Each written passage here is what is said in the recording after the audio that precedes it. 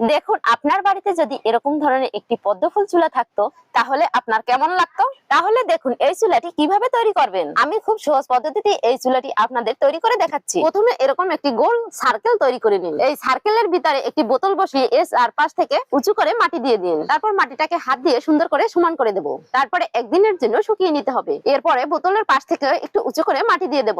এখন চুলাটির মুখ তৈরি করার জন্য এখানে একটি বোতল বসিয়ে এর উপর থেকে আবারও আমি মাটি দিয়ে দিচ্ছি। এখন চুলাটি শুকানোর পরে বোতল দুটিকে তুলে নিতে হবে। আমার ভিডিওগুলো প্রথম থেকে থাকলে অবশ্যই একটি লাইক দিবেন এবং ভিডিও কোথা থেকে দেখছেন অবশ্যই কমেন্টে জানিয়ে যাবেন। চুলাটি লিপে শুকিয়ে নিয়ে এখন এর উপর থেকে আমি কয়েকটি পাপড়ি কেটে নেব। প্রথমে চুলাটির উপরে কয়েকটি পাপড়ির দাগ কেটে নিয়েছি। তারপরে দাগ কাটার পাশ থেকে একটি কাঁচি দিয়ে কেটে নেব। ভিডিওটি খুব মনোযোগ দিয়ে দেখুন।